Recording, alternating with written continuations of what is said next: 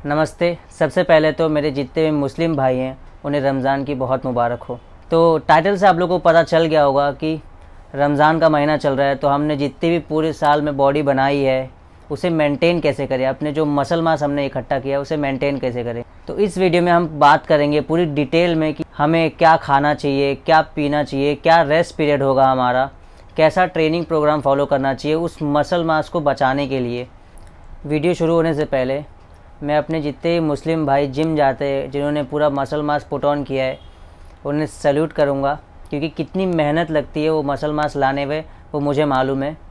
और इस रमज़ान के महीने में वो इंटरमीडिएट फास्टिंग करते हैं। इंटरमीडिएट फास्टिंग का मतलब मैं पहले बताता हूँ कि आप एक टाइम तक ही खा सकते हैं, जैसा कि मुसलमानों में है कि चाँद निकलने के बाद ही खा सकते हैं। उस चीज़ की वजह से कितना मसल लॉस होता है वो उन्हें मालूम पड़ता है, फिर भी वो रोज़े रखते हैं, तो सैल्यूट है एकदम। अब बात करते हैं हमारे वीडियो की। जो सबसे पहली चीज़ मैं आप लोगों को बताऊंगा वो है ट्रेनिंग प्रोग्राम। अब रमज़ान से पहले आप लोग 5 डेज़ या 6 डेज़ वर्कआउट करते होंगे, 2 बॉडी पार्ट या 1 बॉडी पार्ट, मुझे नहीं मालूम जैसा आपका प्रोग्राम था। पर इस रमज़ान के महीने में आप लोग को सिर्फ 3 दिन वर्कआउट करना है, क्योंकि आप फास्ट में रहेंगे मोस्टली। और किस तरह का वर्कआउट फॉलो करना है वो मैं बताता हूँ। फर्स्ट डे मतलब Monday full body workout, second day rest, third day फिर से full body workout, fourth day rest, fifth day वापस और सिक्स डे। इसी तरह आपको हफ्ते में 3 बार सिर्फ ट्रेन करना है फुल बॉडी वर्कआउट। अब फुल बॉडी वर्कआउट इसलिए क्योंकि हम हर रोज़ ट्रेन नहीं करने वाले बिकॉज ऑफ फास्टिंग, इसीलिए आपको 3 दिन ट्रेन करना है, 3 दिन रेस्ट करना है।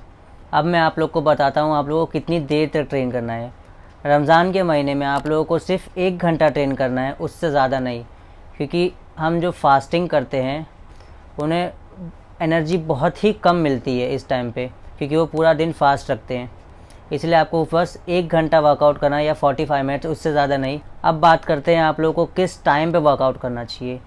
वैसे तो ऐसा कुछ फ़िक्स टाइम नहीं है कब वर्कआउट करना चाहिए, पर अगर मैं रिकमेंड करूँ कुछ, तो आप जब सहरी करते हैं, मतलब जितने बजे चाँद निकलता है उससे 1 घंटा पहले, अगर समझ लीजिए आप 7 बजे अपनी फास्ट तोड़ने वाले हैं तो 6 बजे वर्कआउट कीजिए, 7 बजे तक नहा के रेडी हो जाइए, फिर अपने जो भी है उसे खाइए।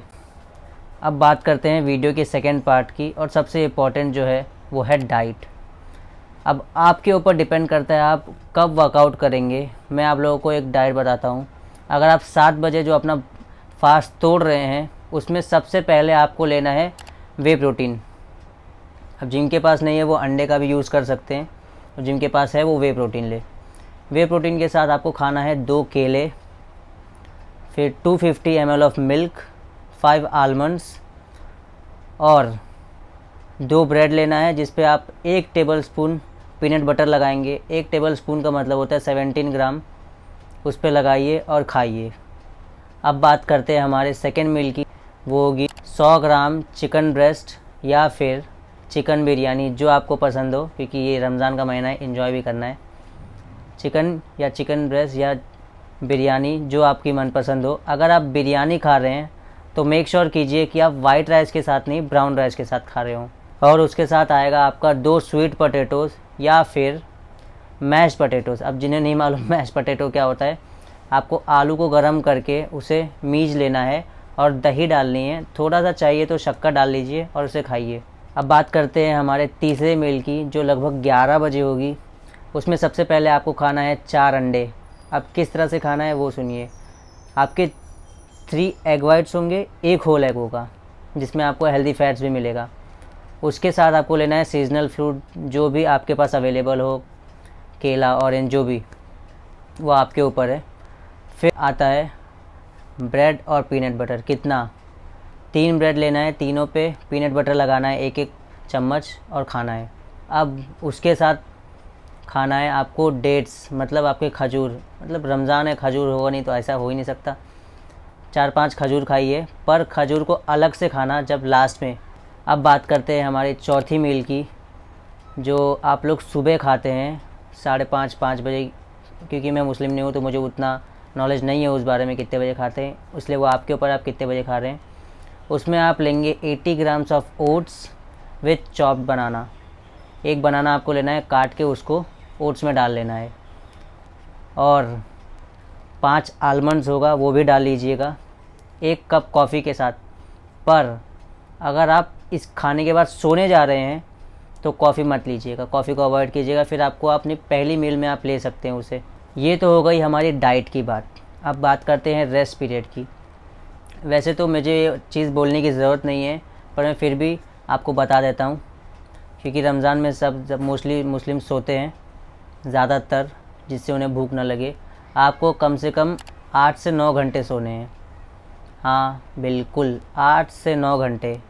मोस्टली कहा जाता है कि 7 से 8 सोइए, पर मैं बोलता हूँ 8 से 9 घंटे सोइए, जिससे आपको कम भूख लगे उस समय, क्योंकि आपको इंटरमीडिएट फास्टिंग जैसी चीज़ें करनी पड़ती हैं, इसलिए आप 8 से 9 घंटे सोइए। अब ये सब तो हो गया, अब बात करते हैं आपको क्या चीज़ें अवॉइड करनी है। क्योंकि मेरे कुछ दोस्त भी मुस्लिम हैं, तो मुझे मालूम है कि रमज़ान में बहुत ज़्यादा मीठा खाया जाता है। मैंने देखा है बहुत सारे लोगों को, फालूदा क्या क्या तो खाते हैं सब।